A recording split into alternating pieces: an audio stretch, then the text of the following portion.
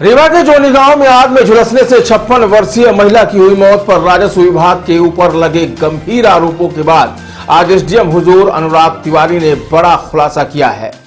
SDM के मुताबिक महिला या उसके परिवार से संबंधित कोई भी राजस्व का प्रकरण विभाग में लंबित नहीं पाया गया। इतना ही नहीं, जमीनी विवाद में पीड़ित परिवार द्वारा सीमांकन के लिए भी किसी भी तरह का कोई भी आवेदन प्रस्तुत न करने की बात कही गई है।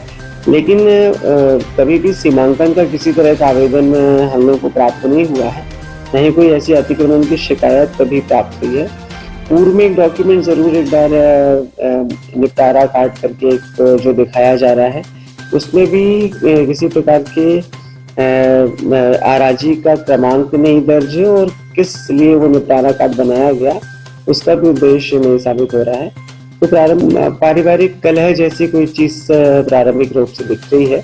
में था कि ये जमीनों को लेकर विवाद हो रहे हैं, लेकिन कोई प्रकरण, राजस्व प्रकरण जो होते हैं सीमांकन के या बेदखली के या अपनी सरहदी को जानने के, उस तरह के प्रकरण नहीं दर्ज किए गए। एसडीएम ने कहा कि प्रारंभिक जांच में दूसरा तथ्य पड़ोसी से जमीनी विवाद के साथ साथ पारिवारिक कलह का भी सामने आया है। दरअसल शुक्रवार की रात ग्राम जोनी में ही रहने वाली 56 वर्षीय महिला उमा देवी की आग में झुलसने से मौत हो गई थी। मामले में मृतक के पुत्र ने राजस्व मामले में न्याय न मिलने से आहत होकर मां द्वारा अग्नि स्नान कर आत्मघाती कदम उठाने का आरोप लगाया था। उसका आरोप था कि बीते 14 सालों से उसकी मां राजस्व के मामलों में न्याय की उम्मीद लेकर सरकारी दफ्तरों में भटकती रही, लेकिन उसे न्याय नहीं मिला। इस घटना से आक्रोशित पुत्र ने पुलिस को मां का शव तक उठाने से मना कर दिया था और पीएम कराने को भी तैयार नहीं था। ऐसे में समझाइश और आश्वासन के बाद मामला शांत हुआ, लेकिन मां की मौत पर पुत्र द्वारा राजस्व विभाग पर लगाए गए गंभीर आरोपों के बाद पूरा महकमा सख्ती में आ गया और इस मामले की गंभीरता से जांच में जुट गया है। ये हुआ कि फिर से हमारे आगे बढ़ के टैंक बनवाने लगे राघवेंद्र मिश्रा जी, मृत्युंजय मिश्रा जी। 5 जन के नाम बेदखली का आदेश है मेरे खेत में। मेरे पिताजी 2011 में जन सुनवाई में मतलब आवेदन देते थे, उस समय सीएम हेल्पलाइन नहीं चलती थी। ये सब हुआ, बेदखली का आदेश हुआ, उसको मानने को तैयार नहीं। शिवशंकर शुक्ला जी वर्तमान में नवस्था सर्किल हुजूर के वो है, तहसीलदार है, कुल तहसीलदार है, नायब तहसीलदार भी नहीं। उनके पास गए, उन्होंने बोला स्टे लाओ। पुलिस में रिपोर्ट किया, रिपोर्ट का कागज है मेरे पास, रिपोर्ट का जो कागज है वो दिया। पुलिस बोली स्थगन लाओ फिर से। अब और तहसीलदार के पास जाते थे, आज मेरी माता जी को लेके गए, वहां भी वीडियो है, पुलिस ने भी वीडियो होगा नवस्था चौकी में, ठीक है ना। ये हुआ, पुलिस के पास जाते थे, पुलिस क्या बोलती थी कि स्टे लाओ। अब और तहसीलदार के पास जाएं, कलेक्टर ने मार करके दिया, इस पर कार्रवाई की जाए, नहीं हुई। मेरे छोटे भाई ने मेरे नाम से, संतोष कुमार त्रिपाठी जी के नाम से मैंने सीएम हेल्पलाइन की 13 नवंबर को, उसमें कोई कार्रवाई नहीं हुई। विवाद ये है कि मेरी एक जन हमारे खेत में टैंक का ही बनाए ले रहे हैं, दोनों विवाद साथ में आए।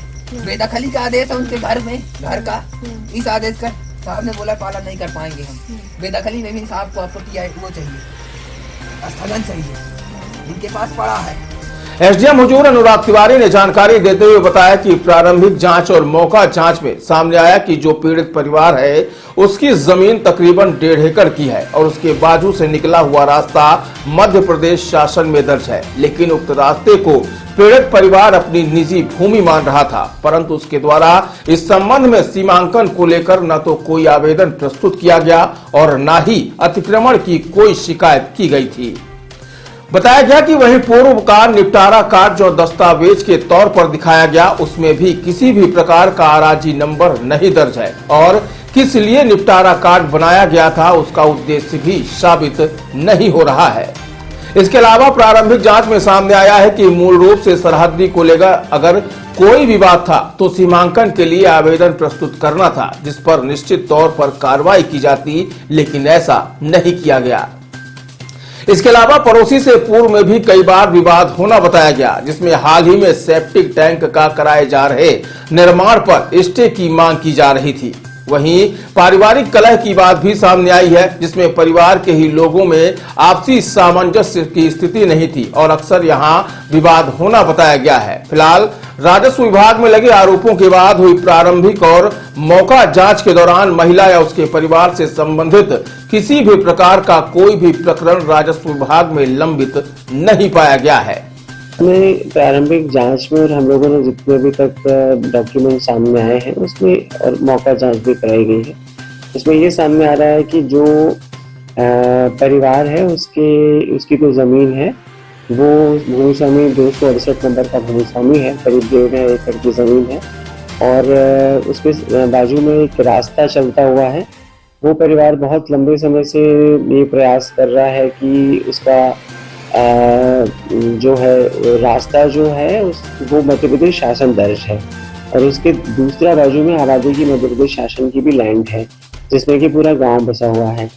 तो वो ये प्रयास कर रहा था, जो जानने में मौखिक जांच के बाद सामने आता है कि वो मान के चलते हैं कि वो जो मध्य प्रदेश शासन पे बना हुआ रास्ता है वो भी उन्हीं की भूमि पर दर्ज है, लेकिन कभी भी सीमांकन का किसी तरह का आवेदन हम लोग को प्राप्त नहीं हुआ है, नहीं कोई ऐसी अतिक्रमण की शिकायत कभी प्राप्त हुई है। पूर्व में एक डॉक्यूमेंट जरूर एक बार निपटारा काट करके जो दिखाया जा रहा है उसमें भी किसी प्रकार के आराजी का क्रमांक नहीं दर्ज है, और किस लिए वो निपटारा कार्ड बनाया गया उसका भी उद्देश्य नहीं साबित हो रहा है। तो प्रारंभिक जांच में ये बिंदु सामने आ रहे हैं कि मूल रूप से यदि सरहदी काश्तकारों के साथ में किसी तरह का विवाद था तो उनको प्रारंभिक तौर पर सीमांकन का यदि आवेदन देते और कोई प्रकरण दर्ज कराते तो निश्चित रूप से उनके साथ में हम लोग कार्रवाई करते, लेकिन वो कार्रवाई नहीं की गई है। दूसरा, पारिवारिक कलह की भी बात सामने आ रही है कि परिवार में आपस में उनके मध्य में कोई सामंजस्य नहीं था, लोगों में आपस में लड़ाई झगड़े होते रहते थे, और जो अनावेदक है वो एक सेप्टिक टैंक का निर्माण कर रहा था, और सेप्टिक टैंक के निर्माण को लेके उनके द्वारा शिकायत की गई थी कि इसे स्टे दिया जाए, और पहले भी ऐसे विवाद रहे हैं, खोज को लेके उनका विवाद रहा है, लेकिन फिर भी राजस्व न्यायालयों में ऐसे कोई प्रकरण नहीं चले हैं, इसलिए हम लोग उस पर कोई टीका टिप्पणी नहीं करेंगे। लेकिन यदि कोई आपसी विवाद था तो सीमा का विवाद था तो निश्चित रूप से राजस्व न्यायालय में आकर अपनी बात कह सकते हैं। हाँ, परिवार, क्योंकि कोई भी ऐसे आत्महत्या तो इस तरह से नहीं हो सकती जिसमें कि कोई व्यक्ति इतना आक्रोशित हो जाए कि आत्महत्या कर ले। तो पारिवारिक कलह जैसी कोई चीज प्रारंभिक रूप से दिख रही है, और कोई प्रॉपर्टी डिस्प्यूट यदि था तो उसको सुलझाया जा सकता था, उसके लिए आत्महत्या जैसा कदम तो बिल्कुल भी ठीक नहीं है। बस उन्होंने अपने आवेदन में भी लिखा है कि 2014 में कोई निर्माण कार्य किया जा रहा था किसी अनावेदक के द्वारा, तो उस समय भी नायब तहसीलदार ने अपनी टीम गठित करके और वहां पर जो निर्माण कार्य था उसको रोका था। तो उस समय भी संज्ञान में था कि ये जमीनों को लेकर विवाद हो रहे हैं, लेकिन कोई प्रकरण, राजस्व प्रकरण जो होते हैं सीमांकन के या बेदखली के या अपनी सरहदी को जानने के, उस तरह के प्रकरण नहीं दर्ज किए गए।